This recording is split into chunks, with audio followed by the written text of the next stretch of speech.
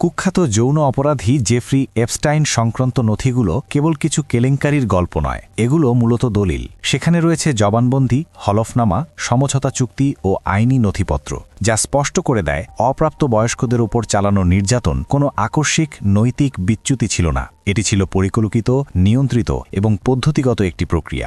দরিদ্রতা ও অসহায়ত্বকে পুঁজি করে মেয়েদের সংগ্রহ করা হয়েছে, এক জায়গা থেকে আরেক জায়গায় নেওয়া হয়েছে, অর্থ দিয়ে চুপ করিয়ে রাখা হয়েছে এবং পুরো ব্যবস্থাটিকে দীর্ঘদিন ধরে কার্যকর রাখা হয়েছে। এই ঘটনাগুলো খুব বেশি চমকে দেওয়ার কথা নয়, কারণ যে অভিজাত শ্রেণী বিদেশে মানুষ হত্যা করতে অভ্যস্ত, তারা ঘরের ভেতরে হঠাৎ নৈতিক সীমা মেনে চলবে এমনটা ভাবার কারণ নেই। দশকের পর দশক ধরে বিদেশে চালানো ধ্বংসযজ্ঞ কখনো গোপন ছিল না, সেগুলো টেলিভিশনে দেখানো হয়েছে। ইরাকে নিষেধাজ্ঞা ও যুদ্ধের ফলে হাজার হাজার শিশু মারা গেছে, এই সংখ্যার স্বীকারও করা হয়েছে এবং পরে নীতির মূল্য হিসেবে সেটিকে ন্যায্যতা দেওয়া হয়েছে। শহর ধ্বংস করা হয়েছে, বেসামরিক জীবন নিশ্চিহ্ন হয়েছে, আর সবকিছু ব্যাখ্যা করা হয়েছে কৌশল, নিরাপত্তা ও জাতীয় স্বার্থের নামে।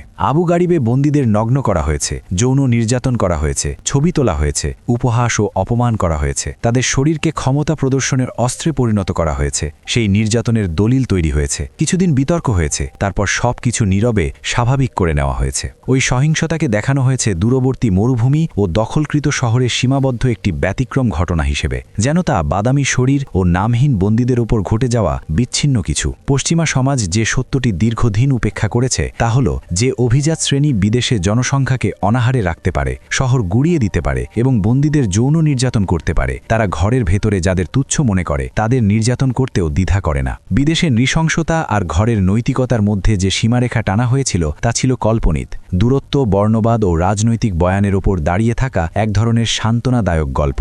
বিদেশে যা বিবৃতি, সেন্সরশিপ ও পরিমিত উদ্বেগের মাধ্যমে সামলানো হয়, ঘরের ভেতরে তার সমঝোতা চুক্তি ও গোপনীয়তার শর্ত দিয়ে। এই একই অভিজাত শ্রেণীর হাতে গাজার ধ্বংস কোনো নৈতিক ব্যতিক্রম ছিল না, এটি একই কাঠামোর অংশ, একই মানব মূল্যের শ্রেণীবিন্যাসের ফল, একই ধারণা যে কিছু মানুষের জীবন পূর্ণ মানব জীবন আর অন্যরা সহজে ত্যাগযোগ্য।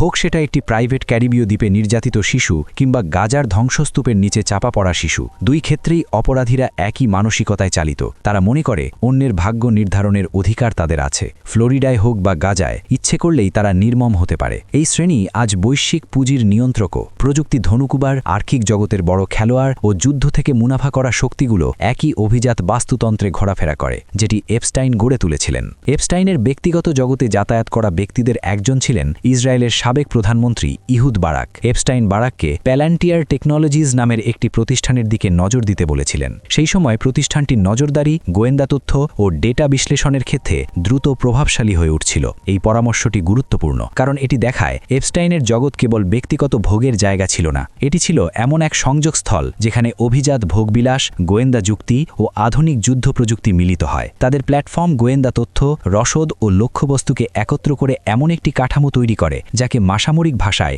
ডিজিটাল কিল চেইন বলা হয়। এই সংযোগ কেবল প্রযুক্তিগত নয়, আদর্শিকও। প্যালেন্টিয়ারের প্রধান নির্বাহী অ্যালেক্স কার প্রকাশ্যে ইসরায়েলের পক্ষে অবস্থানকে সভ্যতার দায়িত্ব হিসেবে ব্যাখ্যা করেন। যে প্রয়োজন ও নৈতিক ছাড়ের ভাষা একসময় ব্যক্তিগত নির্যাতনকে আড়াল করত, আজ সেই ভাষাই সফটওয়্যারের ভেতরে কোড হয়ে প্রকাশ্য ধ্বংসকে বৈধতা দেয়। এপস্টাইন সামাজিকভাবে যা তৈরি করেছিলেন, প্রবেশাধিকার, সুরক্ষা ও পারস্পরিক জড়িত হওয়া, প্যালান্টিয়ারের মতো প্রতিষ্ঠান তা প্রযুক্তিগতভাবে বাস্তবায়ন করছে। এই কারণেই এপস্টাইনের প্রতি এই শ্রেণীর এত মানুষের আকর্ষণ ছিল। তার আসল প্রলোভন শুধু ভোগ ছিল না, ছিল এই নিশ্চয়তা যে সাধারণ নৈতিক নিয়ম তাদের জন্য প্রযোজ্য নয়। তার আয়োজনগুলো ছিল সদস্যতা যাচাইয়ের পরীক্ষা, আর তার ব্যক্তিগত বিমান ও নির্জন সম্পত্তিগুলো ছিল অন্তর্ভুক্তির আচার। তার জগতে প্রবেশ মানে এমন এক বৃত্তে ঢোকা যেখানে পরিণতির ভয় নেই। সবচেয়ে নির্মম বিষয় হল এই একই শ্রেণী নিজেদের বিশ্বজুড়ে নৈতিকতার মানদণ্ড হিসেবে তুলে ধরে। তারা অন্য দেশকে পশ্চাৎপদ, সহিংস বা বর্বর পরে জুচার করে, তারপর সেই ভাষাকেই আধিপত্য ও দমন ন্যায্য করার অস্ত্র বানায়।